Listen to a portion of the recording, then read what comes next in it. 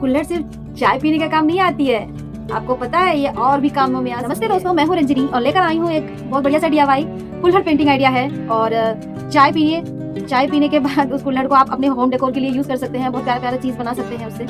तो मैं कुल्हड़ पेंटिंग आइडिया लेकर आई हूँ, तो मैं दिखाती हूँ आपको कि ये मैंने बनाया है कुल्हड़।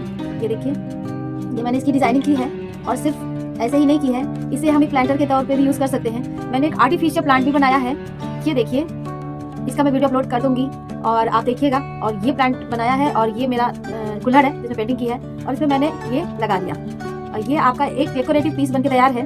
और कैसे बना है ये मैं आगे बताने जा रही हूँ, आप लोग देखिएगा, पूरा वीडियो देखिएगा, आपको अच्छा लगेगा। और आप